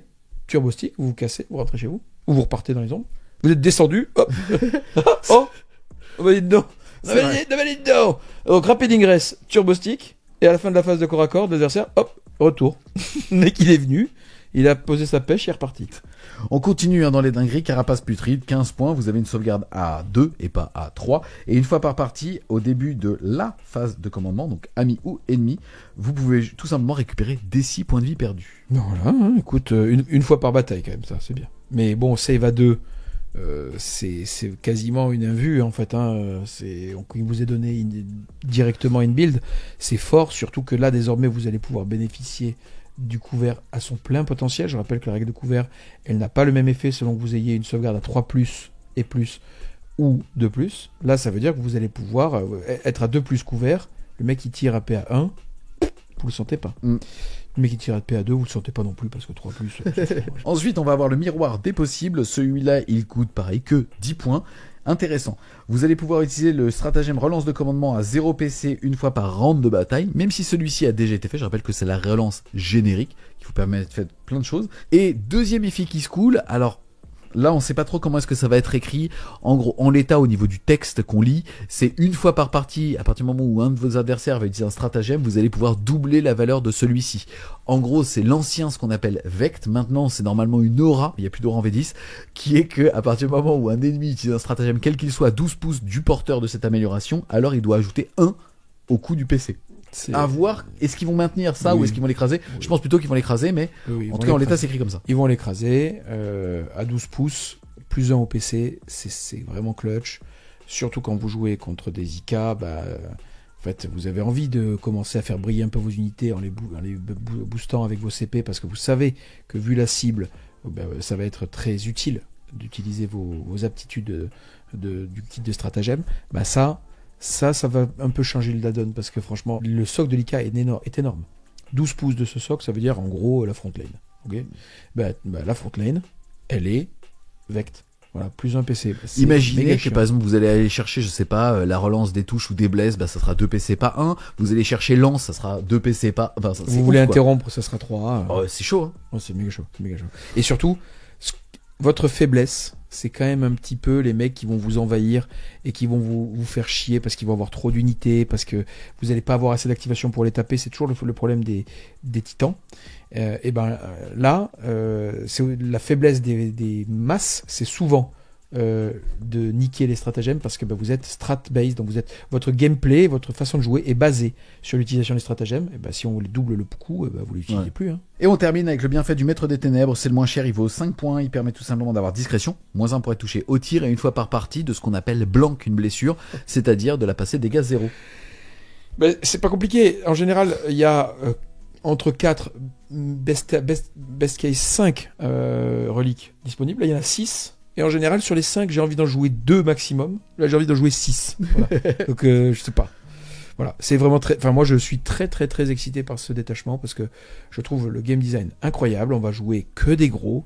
On va avoir des gros qui vont être méga bulky, parce qu'ils vont avoir un objectif contrôle vraiment fort. Ils vont pouvoir turbo stick. Ils vont avoir des up and down, comme on dit. Donc, je frappe en profondeur. Je retourne dans les ombres. Ils vont avoir du stick obj. Ils vont avoir de la puissance brute, ils vont avoir de la résistance, parce que stealth et blanc dommage, c'est fort. Reroll de PC, by the way, c'est aussi une résistance, un mécanisme de résistance. La save à 2, récupération de DC PV. On a envie de tout jouer. On enchaîne ensuite, les amis, avec les stratagèmes. On vous avait déjà parlé du prix au nom des dieux sombres. Je le rappelle, un PC, sticky, objectif, contrôle d'objectif 5 minimum. J'en reviens pas de celui-là. Honnêtement, ils ont sorti un game design chaud quand même, là. Ça me transperce le nom. Non, mais on va pas être grossier, ok? Non, je suis en accord avec le Saint-Père. Il est incroyable. Il est vraiment incroyable. Et surtout, c'est ce genre de mécanisme dont ont besoin les listes obèses comme ça, avec des gros IK. Sans quoi, le mec il fait le moucheron autour de toi, il fait du kung-fu avec ses yeux et il te bat, c'est chiant. Voilà. Ensuite, on va avoir le trépas qui coûte un PC, très simple. À partir du moment où un de vos chevaliers du chaos personnages est détruit, au moment où vous allez jeter le dé, vous allez péter sur du 4 et pas sur du 6. Et c'est drôle ça. Hein. Ça peut être drôle, hein, parce que je rappelle que les démises sont à D6 ou D6 plus 2, donc c'est pas des démises... Franchement, vous êtes au milieu des lignes adverses, l'IK ou le RK pète, tous les jours vous payez le PC. Hein. Tous les jours, parce que mettre des D6 mortels à 3 ou 4 unités adverses, c'est tellement clutch. Plus tous les mécanismes d'ébranlement qu'on connaît déjà, où en fait on va être capable justement d'en multiplier des petites proutes comme ça. Ensuite, pour 2 PC, on va avoir la rune de mépris. C'est à la phase de tir ou à la phase de combat, une fois qu'on est pris pour cible avec un personnage chevalier du chaos, vous l'aurez compris, c'est -1 dégâts. Ça, c'est pas fort, ça. Je sais pas ce qu'il fait là, je pense que c'est narratif. Ça, vraiment, c'est à chier. Attends, inscrit sur les cerveau-squelettes de ce harnais de chevalier, ces marquages canalisent le mépris du pilote pour l'ennemi sous forme d'aura protectrice. Ouais, bon, et celui-là, il vaut 2 PC, on sait pourquoi. C'est shooting ou fight phase. Je sais pas si vous imaginez, mais vous allez avoir 26 PV en du 11, éventuellement save à 2 parce que le mec est un tarbat. Qui récupère des 6 PV quand il veut, qui va pouvoir faire -1 au dommage. Vous ne le tuez pas, le bousin. D'ailleurs, on est hyper excité là, mais on oublie que ces gros mecs, ils vont avoir les auras. Hein. Donc ils vont avoir les -2 au moral, les -1 pour être touché si vous êtes à plus de 18. Enfin, ça va être une purge. Donc là, -1 pour être touché, -1 au dommage, vous ne le tuez pas. Voilà. Ensuite, on va avoir le duel titanesque, c'est pour montrer qui est la plus grosse. Il coûte 1 PC, utilisé à la phase de tir ou à la phase de combat sur un de vos personnages chevaliers du chaos qui va cibler un monstre ou un véhicule. Vous allez pouvoir relancer les 1 pour toucher et les 1 pour blesser. Et si la cible est titanesque, vous relancez tous les jets pour toucher, tous les jets pour blesser. Bah ça aussi, hein, ça fiabilise un petit peu. Franchement, Léger, léger. Un peu, hein. Quand tu blesses tout le jeu à 2 que tu relances les 1, c'est plutôt stable, il me semble. Non, franchement, c'est bien. Après, quand je vois le kit de stratagème et sa valeur, il va falloir faire des choix. Ouais. Et donc, tu vois, moi j'ai déjà un peu décidé que j'avais envie de jouer des Ruinators. Ils jettent pas de jet pour toucher. Donc, donc tu vois, j'ai fait mon choix. Et ils relancent les blesses sur leur proie. Voilà. Donc, si tu veux, moi, je vais préférer Turbo Stick et mettre des -1 dommages. Ensuite, il nous reste à voir le chasseur de trophées pour un PZ utiliser la phase de combat juste après que vous ayez décidé de vous activer et vous allez pouvoir consolider de 3 pouces supplémentaires, donc consolider de 6. Et si vous engagez une unité adverse, donc si vous acceptez de vous faire un peu gifler, ben ça c'est un outil de contestation en opportunité qui est top. Je rappelle qu'on a un mec, si on le souhaite, qui advance, reroll charge une fois par partie. Donc il va venir vous casser la bouche chez vous. Si une fois qu'il vous a cassé la bouche, il peut conso de 6 pour venir engager une autre zouaverie avec son turbo Q plus 2 OC, ben il va vous contester la vie, hein. Et puis, une fois que vous allez vous barrer pour prendre un peu de champ par rapport à ce qui vous arrive dans la bouille, il va turbo stick pendant votre phase. Bon, c'est vraiment très fort. En fait, il va y avoir... C'est ça que moi j'ai tendance à reprocher aux Titans, c'est qu'ils n'ont pas beaucoup de choix tactiques entre leurs mains. Parce qu'ils n'ont pas beaucoup de modèles, parce que l'adversaire peut en faire pas leur place. Ils viennent de t'en donner. Hein. Là, on commence à avoir des choix tactiques. Excuse-moi, mais t'as raison de le dire. C'est-à-dire qu'en fait, en effet, tu pile in sur l'objectif dans la zone de déploiement adverse. Je te rappelle que pour 0 PC, tu le stick 5. Est-ce que tu le turbo stick. Tu turbo stick, le home objectif adverse, c'est l'humiliation. Ah ouais. Tu viens de poser ta pêche chez l'adversaire. Et là, plus d'eau. Il peut y avoir de l'eau là, t'as mouché le truc. Hein. C'est fini. Hein. C'est fini. Tu sais quoi tu parles. Oui. Donc voilà, donc mon gars, franchement, mais surtout, j'adore l'idée qu'on va jouer des gros et que on aura des choix dans notre camp. Tu sais quoi? J'ai l'impression qu'ils ont fait avec ce codex RK ce qu'on avait avec les anciens codex des anciennes versions. On craignait les robots. Maintenant, ça fait une édition et demie. Je vais pas te dire, on a largement la létalité de dire, moi stat, je peux t'en sortir 2 par tour, t'en as 4. Autant te dire que la partie va être vite finie. Là, on va respecter. Là, on va te respecter. Là, tu crains. Oui. Et on termine avec écrasé comme la vermine pour un PC. Celui-ci va tout simplement être l'équivalent d'une grenade, c'est-à-dire qu'à la phase de mouvement, si vous avez traversé une unité ennemie, vous allez pouvoir jeter 6d6 et sur chaque 4+, ça sera une mortelle en plus d'un petit test d'ébranlement. Encore une fois, il faut aussi, quand on est dans un détachement qui génère, ou en tout cas qui capitalise sur les tests d'ébranlement, quand on a un stratagème qui dit faites un test d'ébranlement, il faut d'abord voir que ça a cette utilité-là. Donc en phase de mouvement, vous allez générer un test d'ébranlement supplémentaire sur une unité que vous allez avoir envie de blesser à plus 1, par exemple, si vous avez ça dans votre aura. Et en plus, parce que ça c'est la petite gâterie, vous allez avoir une grenade. Bon franchement, c'est cool.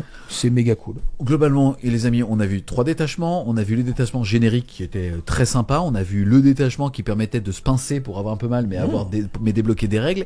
Et là, on a un détachement full personnage où sur vos 5 gros, vous en avez 3 avec une amélioration qui va les rendre un petit peu uniques, ou en tout cas qui vont les faire briller au moins une fois par partie.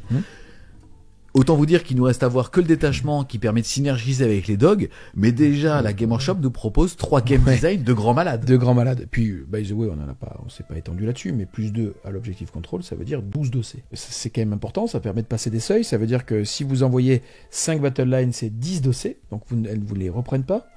Si on vous envoie même des battle lines plus en leader et que par magie on arrive à 12, c'est toujours à votre contrôle parce que vous allez avoir stick l'objectif. Donc il faut dépasser votre objectif contrôle pour le reprendre et pas seulement l'égaler. C'est vraiment une purge. Donc en fait, surtout, ça c'est important à prendre en compte dans l'environnement de jeu dans lequel on score aujourd'hui. Avoir la capacité de dire à votre adversaire, tu ne pourras pas contester mes objectifs, tu ne pourras que les reprendre. Parce que à partir du moment où vous êtes sticky, il faut forcément être plus que l'adversaire. C'est très fort parce que ça active des cartes de secondaire. Ça active Storm Hostile, ça active Overwhelming, mais qui était déjà activé. Donc ça active tout un tas de mécanismes et de scoring qui fait que derrière, vous avez un avantage qui est lié à la règle en elle-même.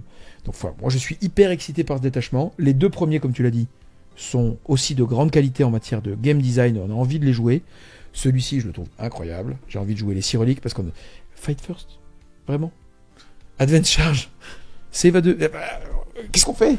En fait, rendez-vous compte, ils auraient pu nous donner que ce détachement au début de la 10e édition. Je pense qu'on aurait pu faire 50 games, affronter tous les match-ups avec 5 gros différents. À chaque fois, on aurait trouvé des choses à changer dans la liste. Oui. C'est game design magnifique. Oui. Il nous reste à avoir un détachement, c'est le lance Horde Dog. Comme son nom l'indique, il va justement cibler les armées qui vont vouloir jouer les dogs, c'est-à-dire les tout petits. La règle du détachement s'appelle proie désignée. À votre phase de commandement, vous allez choisir une unité à l'armée adverse et tous vos dogs, quand ils ciblent l'unité, et attention, il est précisé qu'ils doivent la voir, ça ne marchera donc pas avec les tirs indirects, c'est la seule restriction, auront touche soutenue. En plus de ça, vous allez avoir une autre partie qui dit que vos dogs ont le mot-clé ligne, que jusqu'à 3 dogs vont pouvoir être personnages, donc équipables d'amélioration, et par contre que vous allez avoir minimum 3 dogs dans vos listes. Bon, écoute, ce que j'observe, c'est qu'ils ont reconstitué d'une certaine manière l'attrition du brigand. Et c'est ça que je disais tout à l'heure en introduction. Ce que j'aime bien à Game Workshop aujourd'hui, c'est qu'ils sont pas dans la destruction et dans le flétrissement du plaisir des joueurs. Donc ceux qui avaient aimé, qui avaient peint leur 13IK et qui les collectionnaient, qui n'avaient pas prévu de se mettre X centaines d'euros là maintenant tout de suite, ils vont pouvoir continuer à les jouer et avec le même plaisir de jeu. Parce que le touche à 2 est remplacé par du touche soutenu, oui, certes, sur une cible qu'on aura choisie. Bon, il y a une petite contrainte, c'est vrai.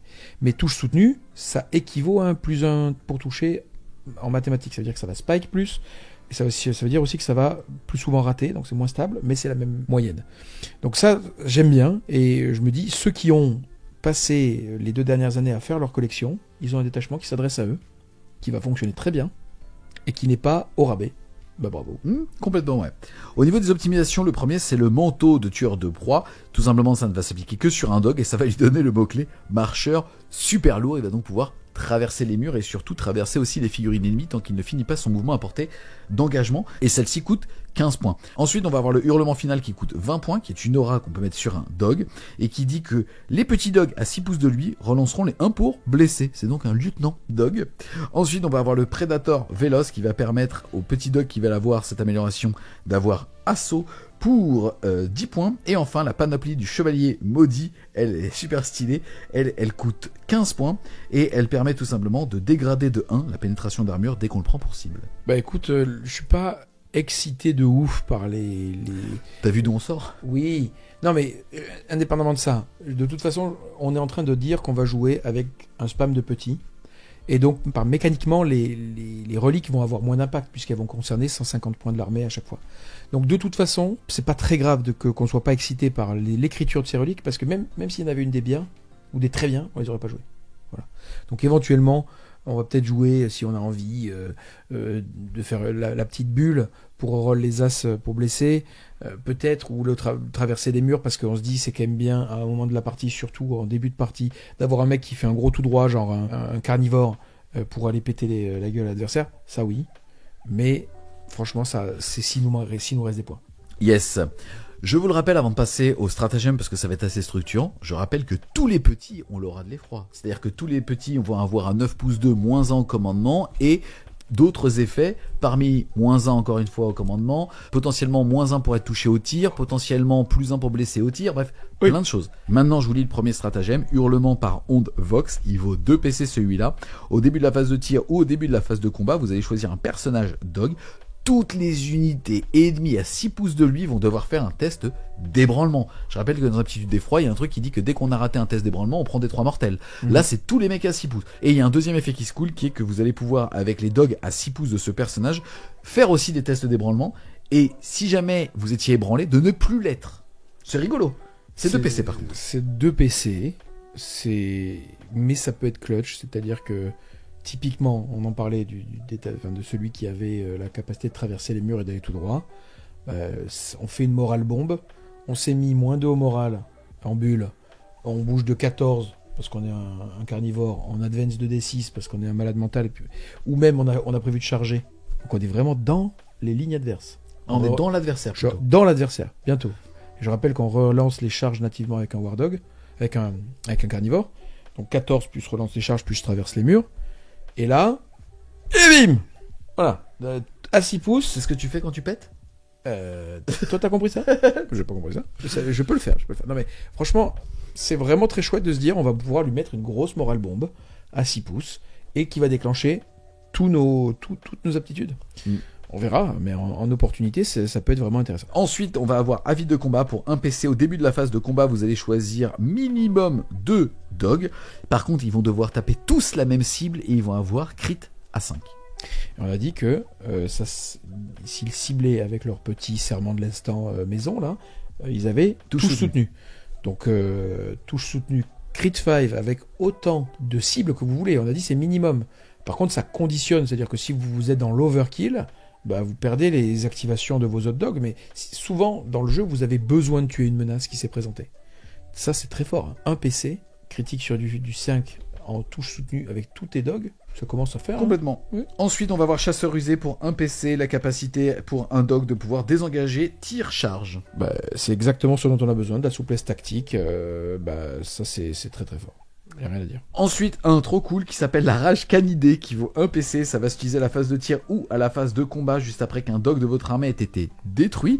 En gros, vous allez pouvoir soit tirer, soit taper l'unité qui vous a détruit. Vous allez pouvoir, si jamais c'était en mêlée, faire aussi une consolidation avant de regarder si vous explosez.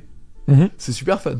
Oui, bah déjà, le fight on death, comme on dit, ou le shoot on death, donc ça veut dire la riposte tout simplement.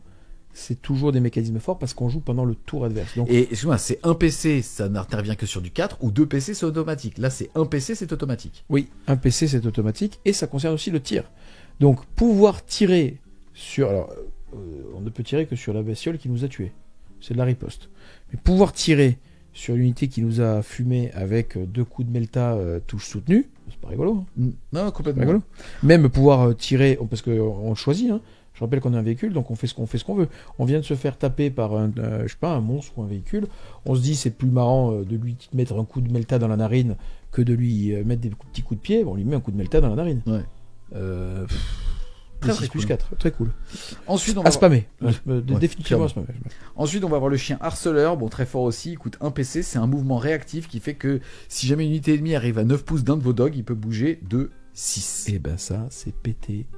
C'est pété, bouger de 6 avec un véhicule. Donc voilà, en fait vous avez la possibilité, surtout en plus on l'a dit, on en a un qui traverse les murs, donc on peut même imaginer qu'on va faire du tango avec lui. On vient, on t'emmerde, et puis on repart de 6, et on traverse les murs avec lui aussi.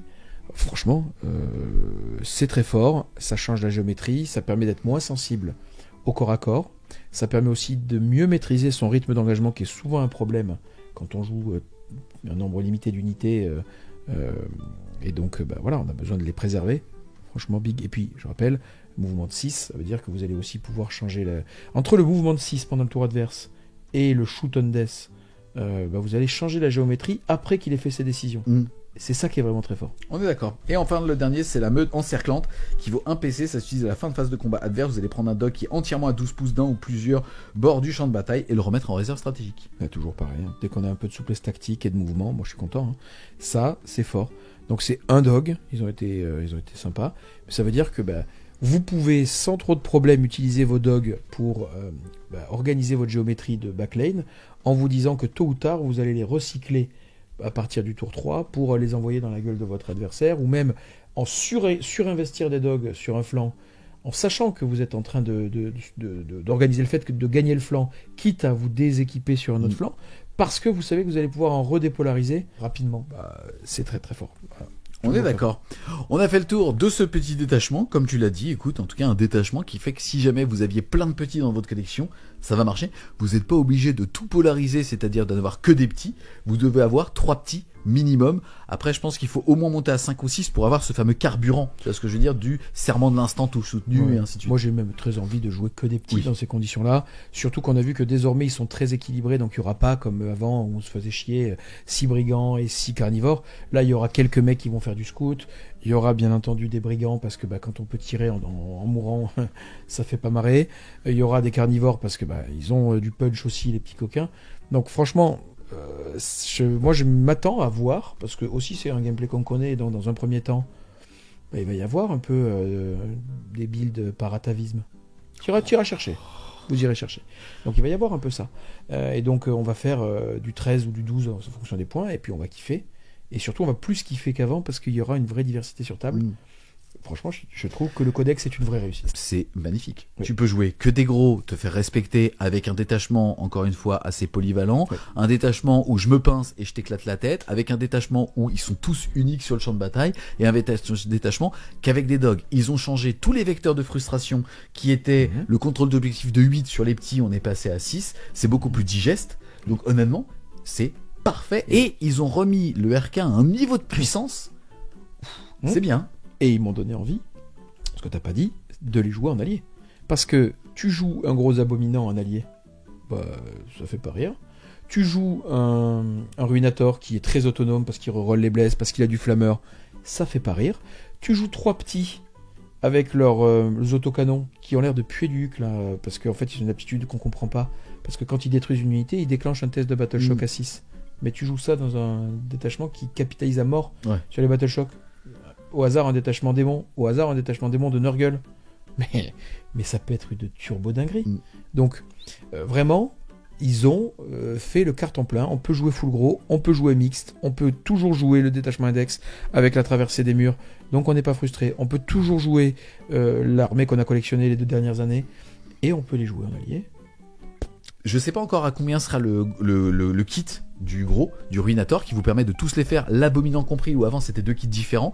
Malheureusement, je pense qu'on va passer de 130 à 150 € et on va avoir beaucoup de rabios. Ça va aussi dire qu'on va avoir toutes les armes pour faire tous les RK en termes d'aimantation et ainsi de suite. Donc ça, c'est vraiment pas mal. Toi, qu'est-ce que tu penses du nouveau kit, le ruinator ? Alors, sur sa datasheet, je trouve incroyable. Dans la version full gros, j'ai envie d'en jouer entre 2 et 3. Parce qu'en fait, il est tellement autonome. Il relance les blesses sur la cible qu'il a choisie. Si son pote l'a tué avant lui, il en choisit une autre, puis c'est tout. Hein. Voilà, il tire bien, parce qu'il a un flammeur extrêmement stable, il a un blast extrêmement stable. Au corps à corps, il met des gifles. Il faut pas utiliser la version 4 attaques, parce qu'il n'y a pas assez de volume, mais il met des gifles, et il relance les blesses aussi au corps à corps. Si, moi je vais aller creuser le fondement de Magnus. Ah ben voilà. Des gaffes la tweet, ça va le détendre en petit peu plus. Mais il va utiliser un PC, il va en blanquin, un PC, il va reroll, et puis tu n'auras rien fait. Voilà. Bon. Il me restera 2 attaques. Et si je le rate, c'est que j'ai pas de full touche, c'est que c'est pas moi, c'est les stats. C'est ça, t'as pas de chat. Donc voilà, en fait, moi je trouve la datasheet incroyable. Et j'ai envie d'en jouer un maximum. En plus de ça, on voit qu'il peut booster les petits dogs à côté. Donc on voit qu'en plus de ça, il sera utile aussi dans une version un peu hybride. Franchement, lui, il fait envie. Hein. Lui, il fait très envie. Non, mais même, regarde, même l'abominant qui a été boudé pendant quasiment 4 ans, on lui retrouve une utilité. Avant, on lui disait que parce qu'il était psycheur. Oui, après nous, on s'excite un peu peut-être parce qu'on trouve les aptitudes cool. Peut-être qu'après, les gros billes, ils vont le bouder quand même un petit peu. Mais même, en fait, finalement, moi, j'ai envie. Hein. Tout est tellement dans un mouchoir de poche en termes de points. Oui. Que de toute façon, tu vois ce que je veux dire, tu pourras faire des choix. Et il y aura des adaptations, c'est-à-dire que c'est là où je trouve leur travail vraiment bien fait, c'est que comme ils ont un équilibre interne qui est quand même assez bien pensé, et ben si jamais il y en a qui sont un peu moins bons, un peu plus boudés, ben on baisse les points, on leur enlève 20 points, on leur enlève 25 points. Ils sont plus boudés. Franchement, il y a au moins 2 détachements qui te permettent d'arriver quasiment devant n'importe quel match-up et de te dire franchement il y a un match à jouer quoi, c'est trop bien. Oh bah oui, au moins 2, au moins 3 hein. Franchement les petits t'es obligé de flipper parce que le mec il va jouer pendant ton tour presque autant que toi, tu fais bah super. React Move tirer en mourant mortel. Et puis les gros, tu te dis bah oui, bah lui à un moment donné, il va mettre 5 gros devant la gueule et puis il va turbo stick, enfin, ça va être un enfer. Ça va être un enfer. Et même dans une logique d'équipe, comme tu l'as dit, le détachement où tu as 5 gros, où les mecs qui font du MSU ont déjà en général du mal, s'essoufflent sur les coques de véhicules qui sont en du 12, et c'est trop long, machin. Bah là, en plus de ça, ils pourront même plus faire les abeilles et aller contester les objets. Maintenant, ils sont turbo stick 5, et puis l'autre, il t'a envoyé toute son armée dans la gueule. Je te rappelle que c'est le détachement moins 1 dégâts. Oui. Ouais. Oui, c'est le détachement moins 1 dégâts, oui. Oui, c'est nul. Non, c'est détachement pour 2 PC. C'est même intéressant, on parle rarement de la méta sur ce genre de review. On est clairement, et la dernière dataset en témoigne, dans un méta MSU.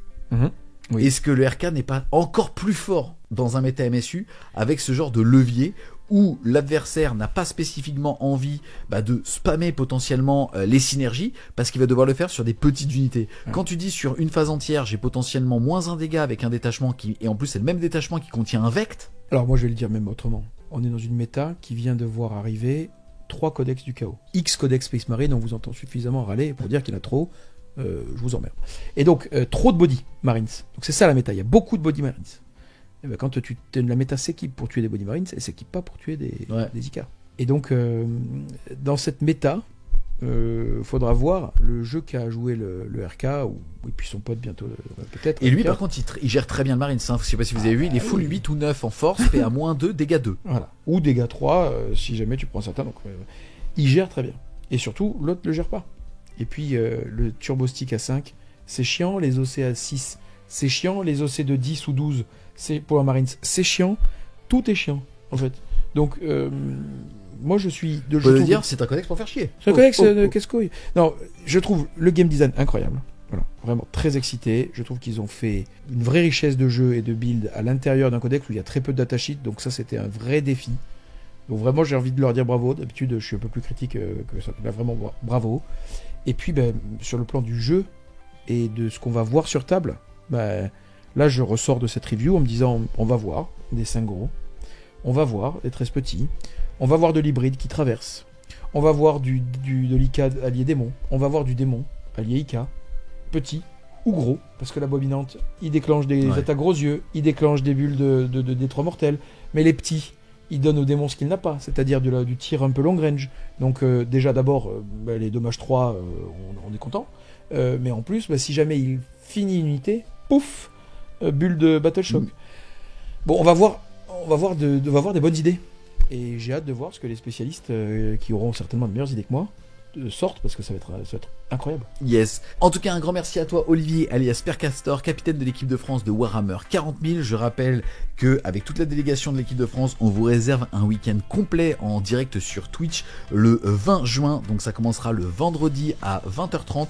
Il y aura 7 rapports de bataille qui seront tournés. C'est un top 8, c'est-à-dire que c'est un tournoi à élimination directe qu'avec des joueurs de l'équipe de France.